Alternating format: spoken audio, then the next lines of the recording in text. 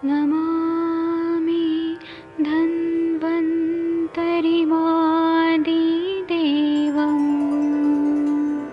सुरासुरैर्वन्दितपादपद्मं लोके जरामृत्युनाशं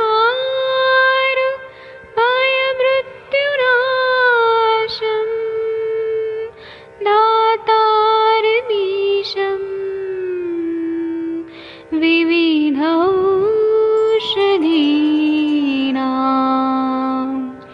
शङ्खं चक्रं जलौकां दधतं मृतघटं चारुतोर्भिश्चतुर्भिः सूक्ष्मस्वच्छादिरुद्यं शुकपरिविलसन् मौलिमं भोजनेत्रम् कालाम्बोदोज्ज्वलाङ्गं कटितटविलसत् चारुपीताम्बराढ्यं वन्दे धन्वन्तरिन्तं निखिलगदमिव प्रौढदावाग्निनीलम्।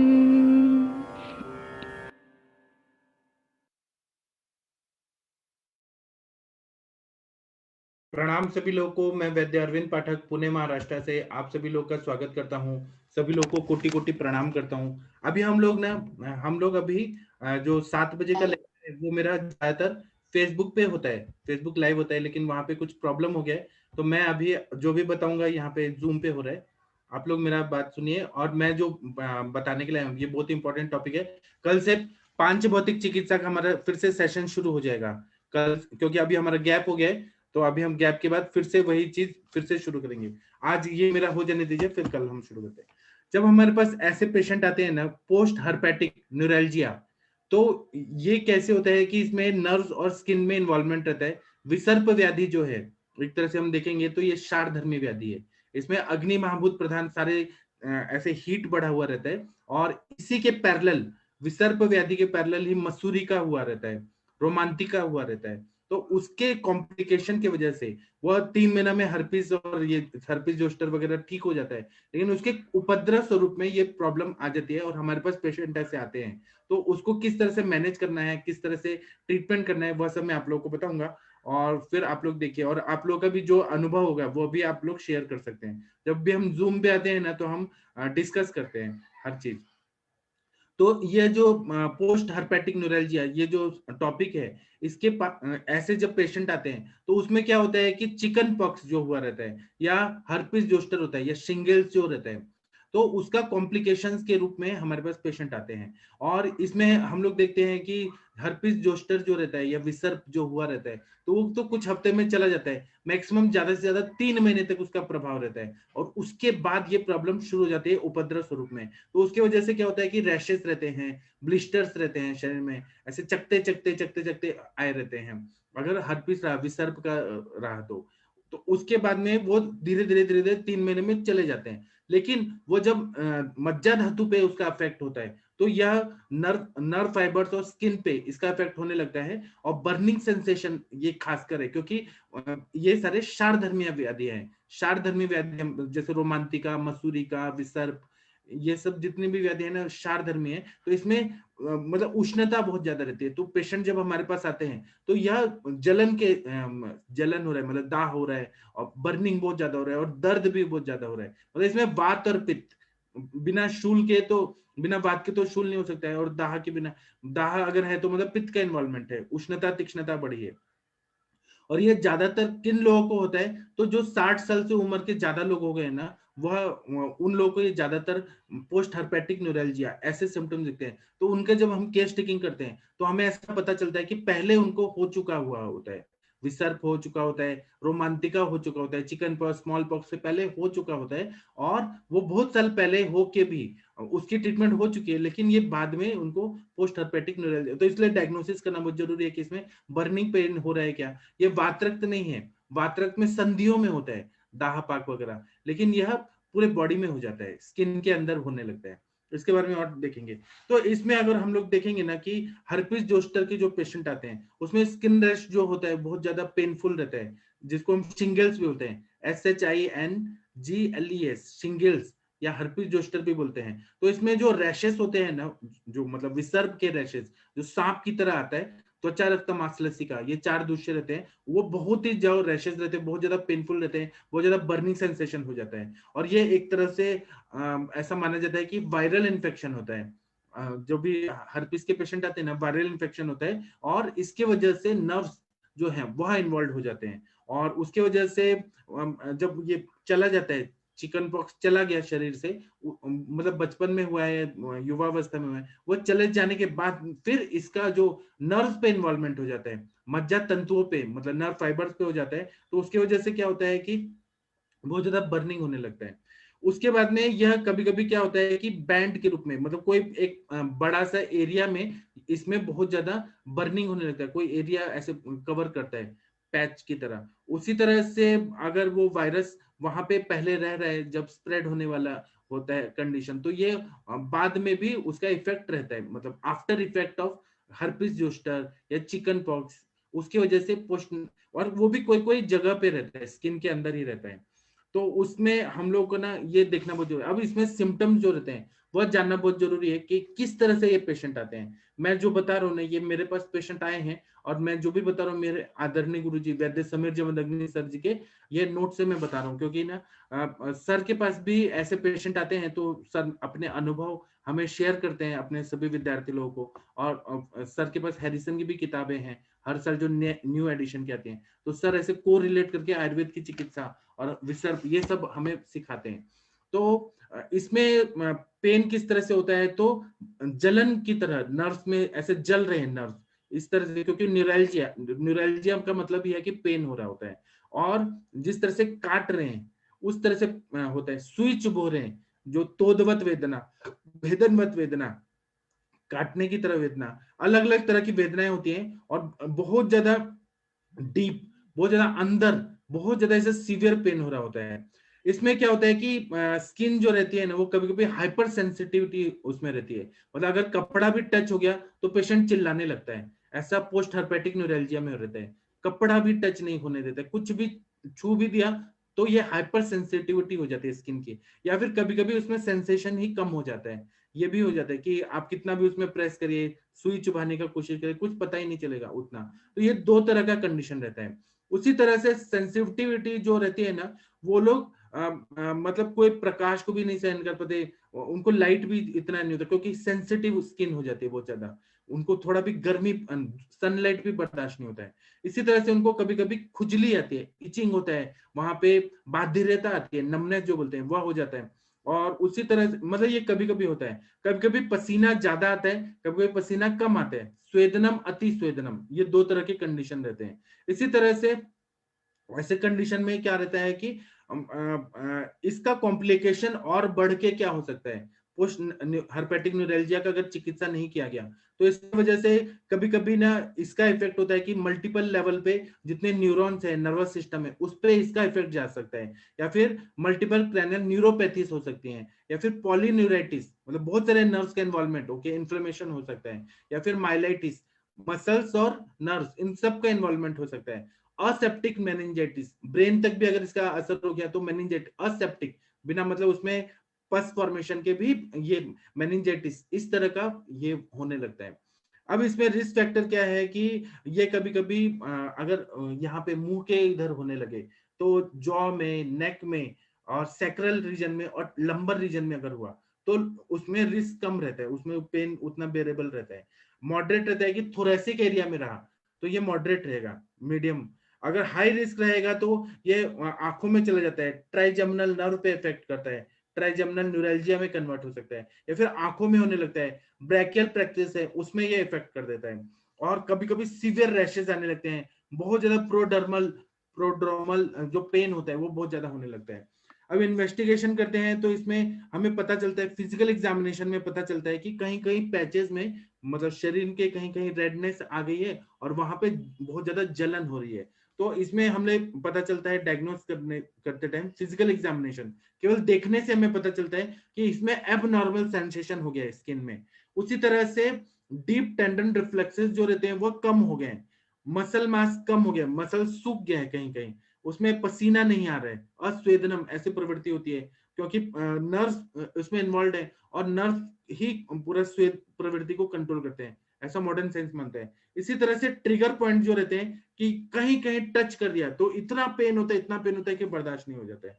तो इसमें इन्वेस्टिगेशन हमें क्या कराना है, मॉडर्न के हिसाब से क्लिनिकल डायग्नोसिस करना है, क्लिनिक में ब्लड टेस्ट करना है तो ब्लड शुगर और किडनी फंक्शन टेस्ट कराना है, फिर एमआरआई कराना है, फिर इसमें और भी आपको करना है तो नर्व सेंसिटिविटी टेस्ट, ये सब हम लोग कर सकते हैं।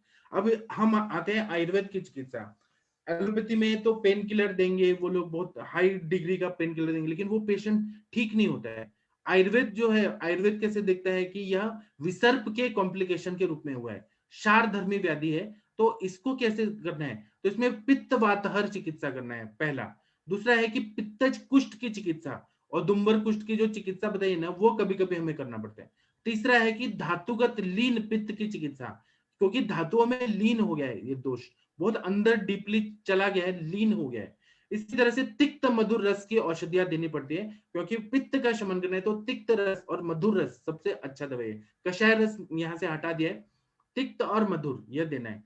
और क्योंकि कषाय देने से वायु का प्रकोप हो सकता है, तो कषाय हटा दिया है, तिक्त और मधुर इस पर ज्यादा जोर दिया है। इसी तरह से इसमें तिक्त और मधुर रस युक्त शीर कषायम, मतलब दूध और कषाय ऐसे मिक्स करके शीर कषायम यह देने के लिए बोला है। इसमें इंटरनल मेडिसिन क्या क्या देने से फायदा होता है वो मैं आप लोग को बताता हूं, फिर हम विसर्प के हिसाब से भी सोचेंगे और डिस्कस करेंगे। इसमें बोल रहे हैं कि दशमूल मेष श्रृंगी कषायम, जो अज श्रृंगी होता है आप लोग को मालूम है, जो मराठी में गुड़मार बोलते हैं या हिंदी में बेड़की का पत्ता, या फिर जिसको हम लोग गुड़मार बोलते हैं तो आप लोग जानते हैं अज श्रृंगी बोलते हैं। तो दशमूल और अज श्रृंगी इसका काढ़ा अगर 45 ml सुबह 40 ml शाम को, क्योंकि वो बहुत ज्यादा तिक्त रसात्मक रहता है और वह इसमें बहुत ही अच्छा काम करता है। विसर्प जन्य जो न्यूरल्जिया का पेन है, नर्व्स का पेन है, बहुत बढ़िया काम करता है। इसी तरह से महातिक्तक कषायम, इसका प्रयोग करने से बहुत अच्छा फायदा होता है। इसी तरह से मंजिष्टादि कषायम, इसी तरह से तिक्तक कषायम,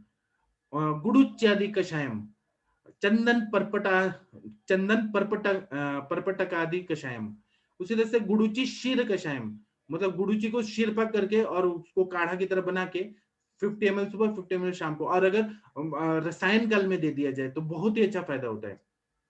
देखिए सारे भी पित्त और वात की चिकित्सा में तिक्त और मधुर रसात्मक द्रव्यों का मैं प्रयोग बता रहा हूँ।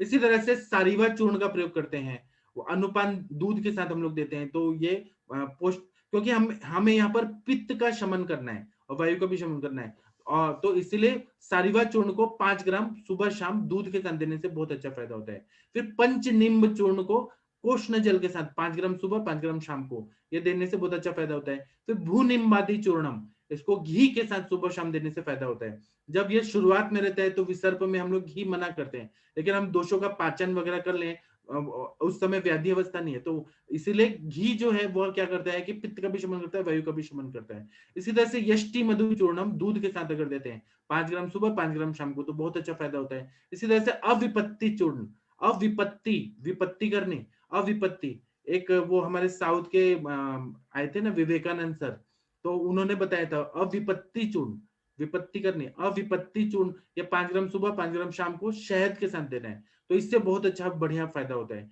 इसी तरह से दीपन पाचन हो गया, अग्नि प्रदीप्त हो गया, ये सब कषाय वगैरह का प्रयोग करके, तब हमें घृत कल्पना का प्रयोग करना है। तो 5 से 10 ml तक हमें खाने के बाद इसको देना है, दूध के साथ ये सारे घृत कल्पनाएं देनी है, तो इससे पोस्ट हर्पेटिक न्यूरल्जिया में बहुत अच्छा फायदा होता है। तो आमल की घृतम, आंवला से सिद्ध किया हुआ जो घृत है उसका प्रयोग करने से बहुत अच्छा फायदा होता है। इसके बाद में महातिक्त घृतम, इसका प्रयोग करने से फायदा होता है। पटोलादि घृतम, इसका फिर कल्याणक घृतम, तिक्तक घृतम, फिर उसके बाद में ये तो घृत कल्पनाएं हो गई। इसके बाद में कुछ कुछ भस्म और कुछ और योग बता रहा हूँ। तो 500 mgm मतलब 4 रत्ती की मात्रा में प्रवाल पिष्टि, अगर हम लोगों ने दूध के साथ प्रवाल पिष्टि दे दिया तो पोस्ट हर्पेटिक न्यूरल्जिया में बहुत अच्छा फायदा होता है। फिर काम दूधारस 4 रत्ती के मात्रा में 500 mgm ये देने से पोस्ट हर्पेटिक न्यूरैल्जिया में बहुत अच्छा फायदा होता है। फिर स्वर्ण मालिनी वसंत, उसी तरह से अब्रक भस्म, सहस्त्रपुटी अब्रक भस्म देने से फायदा होता है। फिर कुछ लेह कल्पना में बता रहा हूँ, तो शतावरी लेहम, कुष्मांड लेहम, द्राक्षादि लेहम। लेह कल्पना जो रहती है ना, वो धातु को बल देती है और मज्जा तंतुओं को भी बल देती है, इसलिए पोस्ट हर्पेटिक न्यूरैल्जिया में इसका प्रयोग करने से बहुत अच्छा फायदा होता है। फिर खरजूरादि मंत्र, आप लोगों को मालूम है कि खजूर लेते हैं, पानी में डालते हैं पूरा पीस के और फिर मंथन करते हैं, और मंथन करने के बाद 15 ml सुबह 15 ml शाम को खाने के बाद देने से, क्योंकि यहाँ पे मधुर और तिक्त रस का काम हो रहा है और जितने भी द्रव्य वो अम्ल धर्मी मंथ कल्पना दे रहे हैं, घृत कल्पना दे रहे हैं, कषाय कल्पना दे रहे हैं। ये सब क्या करता है कि पित्त की चिकित्सा, उष्णता जो बढ़ी है उसको शमन करना है।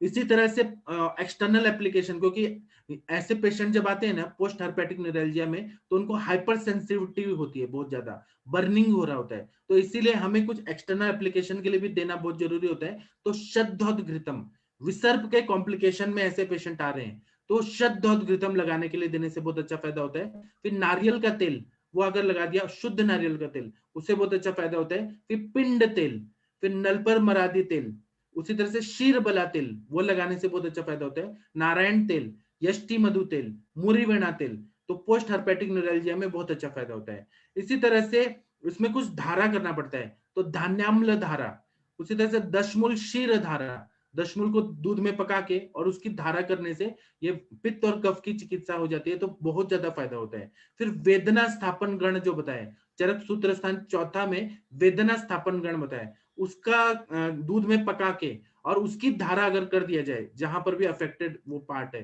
तो उसमें बहुत अच्छा फायदा होता है। इसी तरह से विरेचन करना है तो कल्याणक घृतम या कल्याणक गुड़म, इसका प्रयोग करने से बहुत अच्छा फायदा होता है। मणिभद्र लेहम, त्रिवित लेहम, ये जो लेह के रूप में देते हैं तो बहुत अच्छा फायदा होता है। इसी तरह से अनुवासन बस्ती कभी कभी देना पड़ता है, क्योंकि पेन बहुत ज्यादा होता है, पूरा नर्वस सिस्टम में इसका अफेक्ट होता है और हमें वात की चिकित्सा करना है तो हम बस्ती सबसे अच्छा मानते हैं। तो इसमें हम लोग शीर बला तेलम, इसका हम लोग 101 आवृत्ति वाला या नॉर्मल वाला या 1001 आवृत्ति वाला अगर दे दिया जाए तो उससे बहुत अच्छा फायदा होता है। Narayan Telam, post herpetic neuralgia में बहुत अच्छा फायदा होता है। यष्टि मधु घृतम या यष्टि मधु तैलम का देते हैं। इसी तरह से पंचतिक्त बस्ती, उसका प्रयोग करने से बहुत अच्छा फायदा होता है। पंचतिक्त बस्ती में घृत हम 100 ml लेते हैं और पंचतिक्त का हम लोग दूध पकाते हैं, दूध बनाते हैं शीरपाक की तरह, और 400 ml वो लेके मिक्स करते हैं। 100 ml घी, नॉर्मल घी लेते हैं, या फिर आप लोग सिद्ध घृत डाल सकते हैं, महातिक्त घृत या गुगुल तिक्त घृत,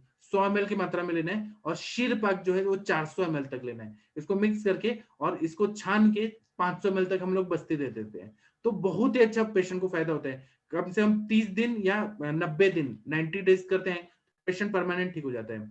और इसमें जो पंचतिक्त है वह क्या बताया अपने आचार्यों ने, तो पटोल है, नीम है, भूनिम्ब है, रासना है और सप्तछद, ये पंचतिक्त को यहाँ पर लेने से फायदा होता है। पंचतिक्त हम और भी बोल सकते हैं, लेकिन ये चीज लेने से बहुत अच्छा फायदा होता है। फिर से बताता हूँ, तो पटोल है, नीम है, भूनिम्ब है, रासना है, फिर सप्तशद मतलब सप्तपर्णा जो रहता है उसका शीरपाक बनाना है और उसमें 400 ml में 100 ml ये डाल के और फिर उसका बस्ती देना है।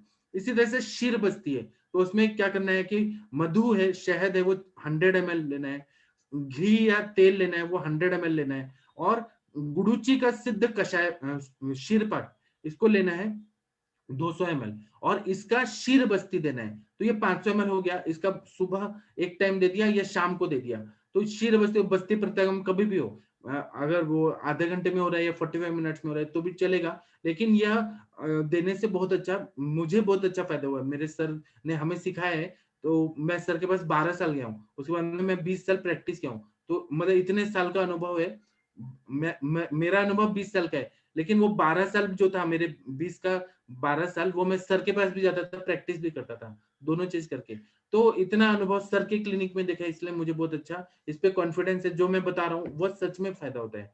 इस तरह से बला गुड़ुच आदि बस्ती रहता है, उसमें हम लोग मधु लेते हैं 200 ml तक, मतलब एक तरह से माधु तैलिक बस्ती की तरह हो जाता है। तो मधु ज्यादा लेना है, 200 ml तक लेना है। फिर इसमें लवण लेना है 15 ग्राम, सेंधा नमक लेना है। उसी तरह से यष्टि मधु तेल डालना है, तिक्ता घृत डालना है 150 ml। उसके बाद में इसमें यष्टि का कल्क लेना है, फिर बलागुडुची आदि कषाय लेना है, मासरस 200 ml लेना है, बलागुडुची आदि कषाय 400 ml। इसका फोटो भेज दूंगा, ये जो मेरे सर का है नोट्स है ना, इसका मैं फोटो आपको ग्रुप में भेज दूंगा। तो इसको टोटल 1100 ml तक हम लोग बनाते हैं। बला गुडुचादी बस्ती, ये हमारे सर ने बताया, इसका प्रिंटेड ये जो है इंग्लिश में है, ये मैं आप लोगों को भेज दूंगा। इसी तरह से हमारे सर ने ये बताया कि बिना नस्य के तो कोई फायदा नहीं होता है। अगर ट्राइजमनल नर्व पे उसका इफेक्ट हुआ है, पोस्ट हर्पेटिक न्यूरैल्जिया, तो नस्य देना बहुत जरूरी है ऊर्ध्व जत्रुगत बाद में। तो इसमें हम लोग शीरबला तेल का नस्य देते हैं। फिर उसके बाद में कुछ रसायन देना पड़ता है हमें, द्राक्षादि रसायनम, उसका 10-10 ग्राम सुबह शाम देते हैं तो बहुत अच्छा फायदा होता है। अब हम लोग जब विसर्प देखते हैं तो कभी कभी हमें विसर्प की भी चिकित्सा करना पड़ता है, क्योंकि इसमें त्वचा रक्त मांसलसिका इसकी दृष्टि होती है और वही जाके धातुगत अवस्था में वो चला जाता है और पोस्ट हर्पेटिक न्यूरैल्जिया ऐसा कंडीशन आता है। तो हम लोग को तो ये अगर डायग्नोसिस करने को आया कि आग्नेय विसर्प है, मतलब वातज पित्तज कफज कौन सा विसर्प है, वात पित्तज पित्त कफज वात कफज और सन्निपातिक कौन सा विसर्प है, अगर ये हम डायग्नोस कर पाए तो अच्छा है। लेकिन अगर हम नहीं कर पाते हैं तो कोई बात नहीं, हमें वो पेशेंट बाद में ही आते हैं पोस्ट हर्पेटिक न्यूरैल्जिया में। तो हमें क्या करना चाहिए, हमें इसमें थोड़ा सा लंघन कराना चाहिए, आम पचन करना चाहिए पेशेंट के कंडीशन के हिसाब से, फिर रुक्षण चिकित्सा करना चाहिए, फिर विरेचन चिकित्सा करना चाहिए, फिर इसमें वमन करा देना चाहिए, फिर लेप कराना चाहिए, परिचय कराना चाहिए, रक्त मोक्षण। यह करने से जितने भी दुष्टि हुई है रक्त में वो सब निकल जाती है। दोषल बढ़ता के हिसाब से दो शोधन करना है या शमन चिकित्सा है, या हमें डिसाइड करना पड़ता है। शमन चिकित्सा में रक्त दुष्टि को दूर करने वाले द्रव्य जो है वो तिक्त रसात्मक और शीत वीर्यात्मक और मधुर रसात्मक ये होने चाहिए। तो इसमें हम लोग चंदन का प्रयोग कर सकते हैं, कमल का प्रयोग करते हैं, नीम का प्रयोग करते हैं, सारीवा का प्रयोग करते हैं, मुस्ता का प्रयोग करते हैं, पटोल, कुटकी, धमासा, पित्त पापड़ा, आमलकी, द्राक्षा, पंचवलकल, गुडुची, निशोत्तर, फिर चिरायता, त्रयमाणा, शतावरी, मौक्तिक भस्म, प्रवाल पिष्टी, गैरिक भस्म। गैरिक का देखिए कितना अच्छा महत्व है यहाँ पे, क्योंकि ना यहाँ पे हीट बढ़ा हुआ है, तो हमें ऐसे द्रव्य देने हैं जो गैरिक जैसे द्रव्य, जैसे आग लगी है तो हम लोग मिट्टी डालते हैं तो वो पूरा कहीं पर भी बड़े बड़े आप लोग देखेंगे जहां पर भी आग बुझाने का काम होता है तो वहां पे मिट्टी या बालू डाला जाता है। तो वह क्यों डालता है कि हीट को एब्जॉर्ब करता है पृथ्वी महाभूत वाले द्रव्य। तो गैरिक का यहाँ पे बहुत अच्छा रोल रहता है।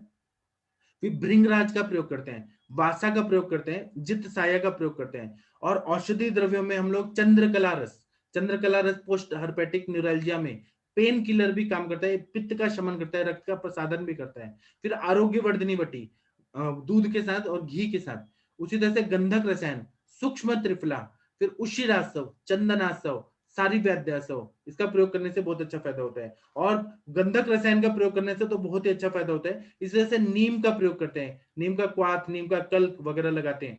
खदीर का प्रयोग करते हैं, गुडुची, इंद्रेव का प्रयोग करते हैं। उसी तरह से भूनिम्बादी क्वाथ, दुरालबादी क्वाथ, दुर्वादी घृत, वृषादि घृत। फिर अगर दाह हो रहा है, बर्निंग हो रहा है बहुत ज्यादा, तो चंद्रकला रस, मौक्तिक युक्त कामदुधा रस, प्रवाल पंचामृत, इसका प्रयोग करते हैं। फिर शतदत्त घृत का लेप लगाते हैं, चंदन कर्पूर मिक्स करके उसका शतदत्त घृत में मिक्स करके उसका लेप लगाते हैं। या फिर कैलाश जीवन को अगर हम लोग लगा दें तो उसमें भी बहुत अच्छा फायदा होता है। और अगर पित्त का अनुबंध है, केवल हमें पित्त के सार्वजनिक लक्षण है, तो उसमें शुरू में स्नेहन वर्ज होता है, क्योंकि वह और ज्यादा स्निग्धता उष्णता से उसको पित्त को और एग्रेवेट कर सकता है। तो इसमें हीट बहुत ज्यादा होता है, हम कुछ स्नेह का प्रयोग नहीं करेंगे।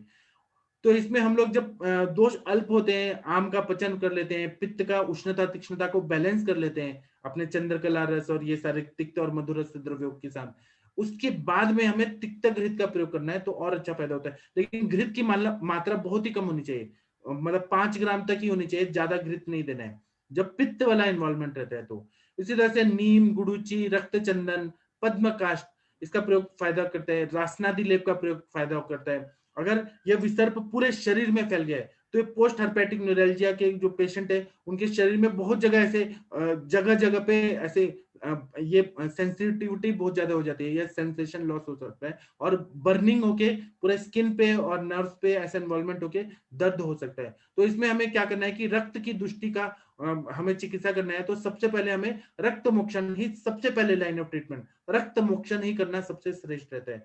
दूषित रक्त निकलता है तो उसके बाद में पेशेंट को बहुत अच्छा फायदा हो जाता है। इसमें कुछ पथ्य है कि व्यायाम जो है अति व्यायाम नहीं होना चाहिए, दिवा स्वाप नहीं होना चाहिए, अति मैथुन नहीं होना चाहिए, अति क्रोध नहीं होना चाहिए, सर्दी का वेग का विधारण नहीं करना चाहिए। गुरु अन्न अम्ल लवण कटु विदाही पदार्थों का सेवन नहीं करना है। विशेषतः लहसुन का प्रयोग नहीं करना है। कुल्थी का प्रयोग नहीं करना है। कुल्थी अगर ज्यादा खाएंगे तो ये प्रॉब्लम और बढ़ सकती है। लहसुन अति प्रमाण में खाएंगे तो वह बहुत ज्यादा नुकसान दे देता है। फिर मांस अगर खा रहे हैं तो उसमें गरम मसाले डाल के नॉनवेज खा रहे हैं तो उससे और हीट बढ़ सकता है। मद्य का सेवन, उड़ीद का सेवन, तिल का सेवन, यह सब वर्ज्य बताया। फिर धूप में घूमना, स्वेदन बहुत ज्यादा करना, उष्णोपचार जितने भी है, क्योंकि क्षारधर्मी व्याधि है और क्षारधर्मी व्याधि का ये कॉम्प्लिकेशन है पोस्ट हर्पेटिक न्यूरैल्जिया, तो उससे हमें बच के रहना है। तो आप लोग के पास भी ऐसे पेशेंट आए होंगे, अगर नहीं आए हैं तो आप लोग ने कम से कम ये सुन लिया। जो मैंने बस्तियां बताई ना उसका मैं फोटो आपको अभी भेज दूंगा ग्रुप में। तो आप सबके सब भारत के सर्वश्रेष्ठ चिकित्सक हैं। इस पे किसी को कुछ कहना है तो मैं अनम्यूट करने का ऑप्शन दे देता हूँ। एक बार आप लोग देखिए, अनम्यूट हो पा रहे हैं क्या? Yes sir. हाँ, आप लोगों ने ऐसे पेशेंट देखे हैं क्या? कंचन मैम या सरोज मिश्रा जी? हाँ, प्रणाम। मतलब पहले उनको विसर्ग और बाद में उनको पेन हो रहा है। हाँ सर, अब एक अभी मैंने पेशेंट उसको ट्रीट भी किया था मैंने सर, काफी मतलब 1 साल मैंने उसको ट्रीट किया था। 75% 85% रिजल्ट तो था, पर ये जो इसके बाद ना उसको जो न्यूरल्जिक पेन है वो तो है ही, और जैसे उसका ना मैक्युलर डिजनरेशन हो गया है एक आंख में, तो वो आंख में ही हुआ था उसको। जैसे उसका पित्तज विसर्प करके मैंने उसको ट्रीट किया था उस समय, तो उसको पूरा आई को इन्फेक्शन हो गया था, उसमें उसको डॉक्टर ने बोला था कि उस कैटरेक्ट भी पक गया है, तो उसको सर्जरी करने के लिए बोला था, पर वो सर्जरी नहीं हो पा रहा था, तो मेरे पास आया था, तो उसको मैंने जैसे केशर गुगुल है, सूक्ष्म त्रिफला है, गिलोय है, ये सब मेडिसिन देके उसका जो पेन था, रेडनेस था, वो काफी हद तक कम हो गया था, मतलब इन्फेक्शन हो गया था। तो उसके बाद उसने कैटरेक्ट का सर्जरी किया, तो कैटरेक्ट के सर्जरी के बाद भी सर अभी भी उसका मतलब वो न्यूरल्जिक पेन अभी भी नहीं गया है। एक 6-7 महीने पहले उसको क्षीर वाला तेल का नशे भी हम लोगों ने चलाया था, 1 महीने तक उसने लिया, फिर छोड़ दिया। अभी बीच में फिर से एक बार मिला, बोलता है कि नहीं बहुत सारा ट्रीटमेंट नहीं चाहिए, मुझे सर्जरी करनी है, वो मैक्युलर हो बन गया है वो, बस आप नशे का ऑयल भेजिए मुझे, ऐसे बोल के मेरे पास से अभी ऑयल लेके गया वो 2 दिन पहले ही। आपको मैंने देखा तो ऐसे देखने के बाद तो ऐसे लग रहा था कि काफी अच्छा रिजल्ट है उसका, मतलब जो एक रेडनेस था आंख पे वो काफी हद तक कम है, पर उसको वो हमेशा ही बोलता है कि नहीं मुझे वो जो छोटे छोटे बॉयल्स टाइप आते हैं वो आंख के पास, और वो हमेशा आंख खींची खींची लगती है, न्यूरल्जिक पेन हमेशा रहता है, बना रहता है। सर अभी इसमें और मतलब क्या सोच सकते हैं सर? इसमें रक्त मोक्षण सबसे श्रेष्ठ है, रक्त मोक्षण और विरेचन। वो तो रक्तमोक्षण किया था सर सबसे पहले, जब मतलब बीच बीच में करते रहना चाहिए क्या? हाँ, बीच बीच में करते रहना एक चाहिए। 1 महीने के अंतर से या 3 हाँ। महीने के अंतर से करना चाहिए ना? हाँ, 1-1 महीने में भी हाँ करेंगे तो ठीक है, अच्छा मैं रहता बोलती हूँ। है। हाँ, दूषित रक्त जब जी निकलेगा सर, ना तो अपने थैंक यू। ये पेशेंट को मैंने अपने ग्रुप में मतलब ये संभाषा में भी लाया था सर, हाँ हाँ, सबको याद था, जिन्होंने देखा होगा उनको भी होगा ये पेशेंट। मतलब जी पेशेंट को सर, रिलीफ है ना? Thank you sir. हाँ, जी वैसे तो मुझे देखने के बाद तो लगा, पर वो बोलता है कि वो न्यूरोलजिक पेन काम मतलब काम तो हुआ है बोलता है, पर वो बोलता है कि वो मैक्युलर डिजनरेशन जो हुआ है उसको ठीक करो, तो मैंने बोला उसको ठीक करना है तो मेडिसिन भी खाना पड़ेगा, और वो बोलता है नहीं मुझे अभी नहीं खाना है, बोले बहुत मेडिसिन खाया, सब जगह पे जाके, तो बोलता है कि वो होम्योपैथिक फिजिशियन ने बोला कि इसका कुछ नहीं हो सकता है, इसको सर्जरी करना पड़ेगा। मैंने बोला आप थोड़ा दिन सर्जरी और करके मेडिसिन वो खा क्या के करेंगे, देखिए, नर्व को 3-4 कट महीना कर हो देंगे। सकता है। वो सर्जरी में क्या करते हैं, नर्व को और कट वो कर सर देते बार हैं। बार और इन्फेक्शन हो रहा है, तो वो सर्जरी के बाद भी और प्रॉब्लम क्रिएट हो जाएगा। हाँ उनको बोला मैंने कि हो सकता है कि वो आंख से ब्लाइंड भी हो जाओ आप हाँ, आफ्टर सर्जरी, तो अभी पता नहीं है क्या दिमाग में है, पता नहीं है उनके। जी सर, थैंक यू सर। लेकिन आपको तो थोड़ा ऐसे सीखने को मिला ना कि इतना ऐसे फायदा होता है, बस। जी सर, बहुत सीखने को मिला, मैंने तो मेरा लाइन ऑफ ट्रीटमेंट तो मैंने तो कर दिया था, तो उसके बाद भी आपने बहुत अच्छा गाइड किया था मुझे इस एक केस में, मुझे अभी आपको भी याद होगा शायद ये हाँ पेशेंट। मुझे याद है। हाँ जी सर। डॉक्टर सरोज मिश्रा जी, आपने ऐसे पेशेंट देखे हैं कि पहले हर्पीस हुआ है, चिकन पॉक्स हुआ है और उसके बाद में ऐसे पेशेंट आ रहे हैं? किसी ने देखा है तो जी बताइए। जी जी सर, प्रणाम। हाँ प्रणाम। हाँ सर, ये क्या कहते हैं, इसका अभी सुन रहा था कि हर्पीज हुआ है या चिकन पॉक्स हुआ है। इसके बारे में थोड़ा सा मैं और बोलना चाह रहा था हाँ बोलिए। कि जैसे जब बच्चा पैदा होता है तो उसका सारा न्यूट्रिशन माता के शरीर से हो रहा होता है। तो हम लोगों के उसमें पंचभौतिक में माना गया है कि जो माँ होती है वो आग्नेय होती है, स्त्री आग्नेय गुण प्रधान होती है और पुरुष जो होता है वो सौम्य होता है। तो जो माता का आग्नेय स्वभाव है वो न्यूट्रिशन के माध्यम से फीटस को चला जाता है। न्यूट्रिशन के माध्यम से जब फीटस को चला जाता है उसके बाद में उसकी जो रक्त की आग्नेयता जन्म के बाद, जन्म के 6 महीने तक तो उसकी अग्नि प्रभावी नहीं होती। जब 6 महीने के बाद अग्नि प्रभावी होती है फीटस की, जब वो थोड़ा बहुत खाने लग जाता है हल्का फुल्का, तो उसके शरीर में वो आग्नेयता प्रदर्शित होती है, क्योंकि उस समय उसका पित्त का या पाचक रसों का भी इन्वॉल्वमेंट आ गया होता है। तो उसके बाद से उसकी शरीर की ये जो क्षारीयता है या आग्नेयता है, शरीर कोशिश करता है कि इसको हम बाहर निकालें। इसको बाहर निकालने के ही प्रोसीजर में ये मीजल्स, चिकन पॉक्स या इस तरीके की परेशानी जो हम लोग डिसर्प कहते हैं, जिसको हर्पीज भी बोलेंगे, तो ये पैदा होती है। यहाँ पे पित्त का क्षारीय गुण बढ़ा हुआ है, ये साफ साफ निकल के आ रहा है। और मॉडर्न साइंस में हम लोग देखते ही हैं कि हर्पीज के बाद में पोस्ट हर्पिटिक न्यूरालजिया हुआ करता है, जो कि हर्पीज के ठीक हो जाने के बाद में हो जाता है।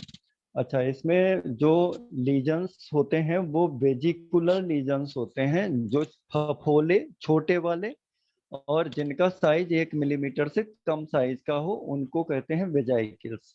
तो ये वेजाइकिल्स डेवलप होते हैं और इनका जो ओरिजिन होता है वो केवल डर्मेटोम पे होता है, मतलब नर्व रूट्स पे ही होते हैं। तो इस वजह से ये लाइनिंग का रूप ले लेते हैं।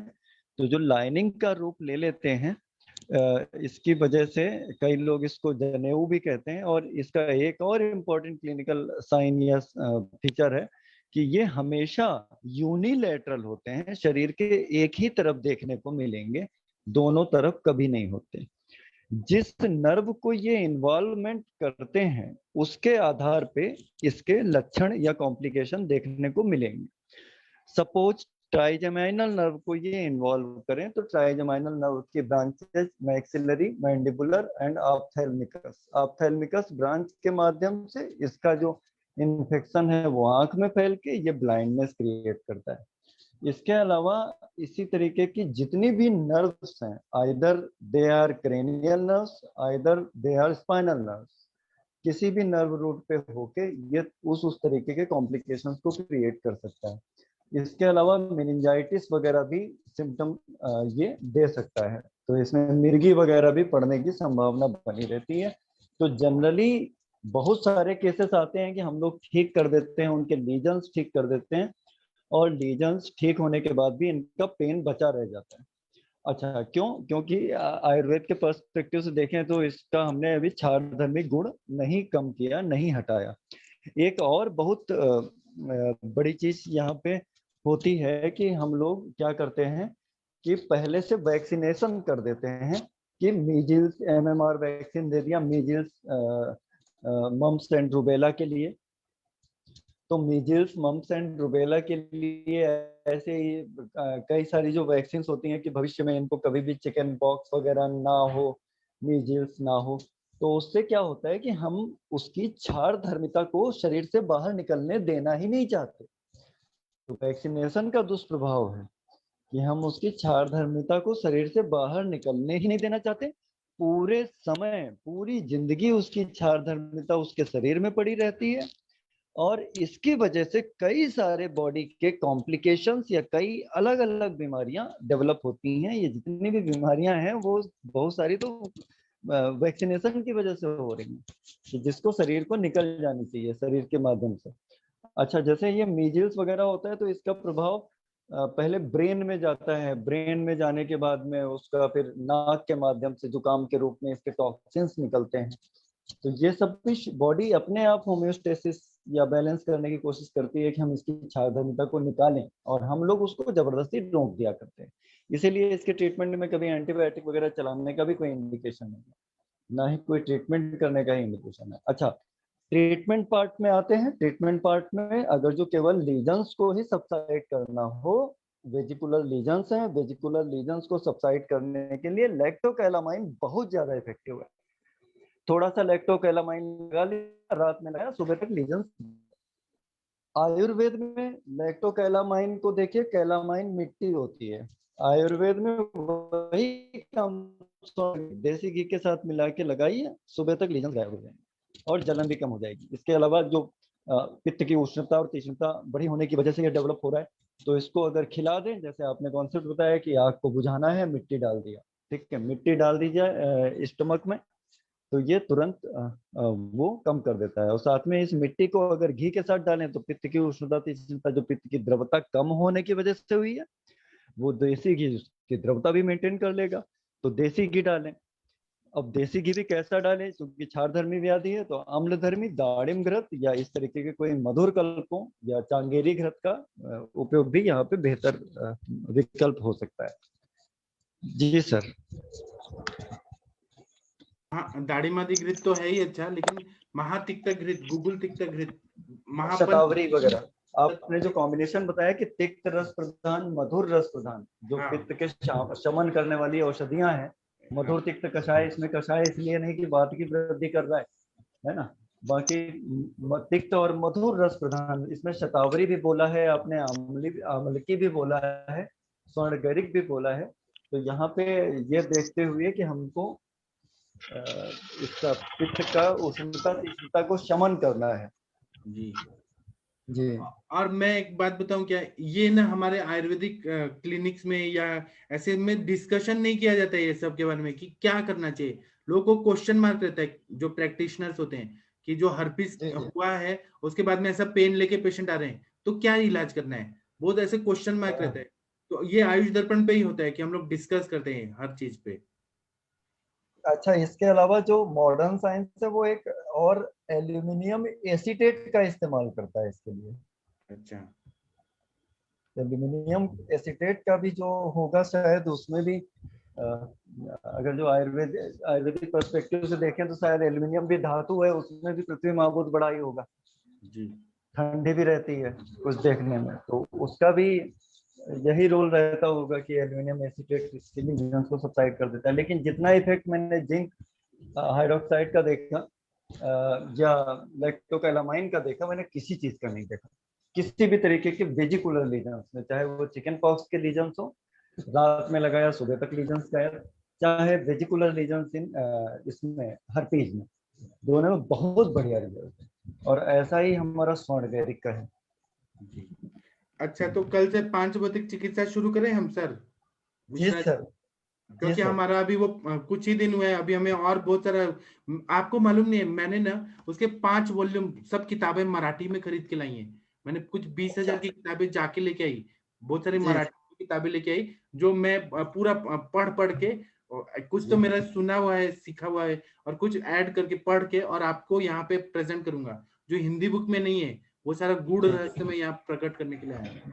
सर आपके पास प्लस पॉइंट है कि आपको मराठी भी आती है, हमारे पास ये एक ड्रॉबैक है कि हम लोगों को मराठी नहीं आती, तो इस वजह से कई सारी चीजें तो मैं सब बताऊंगा ना कॉन्सेप्ट। तो अभी हम कल से शुरू करेंगे, 7 बजे से डेली शुरू हो जाएगा वही पंचभौतिक चिकित्सा, और उस पे एनालिसिस करेंगे, क्योंकि वो काम आता है वो सब चीज। बहुत बढ़िया। कंचन मैम ने कहा भी था कि मराठी सिखाने वाली हैं, अभी तक तो सिखाया नहीं। कंचन मैम, आप मराठी नहीं सिखाई सर को? जी सर, मैं सिखाऊंगी आपको पक्का। देखिए, इनको याद है हाँ हाँ, सिखाऊंगी सर। मुझे भी सीखना है। मुझे पीवी नरसिम्हा राव के तरह मल्टी लैंग्विस्टिक बनना है, लिंग्विस्टिक। बिल्कुल बिल्कुल सिखाऊंगी मैं सबको।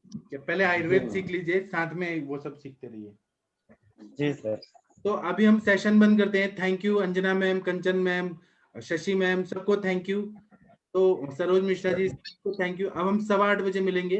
आज के सेशन प्रणाम सभी लोगों को, थैंक यू। प्रणाम सर, प्रणाम। प्रणाम सर, प्रणाम।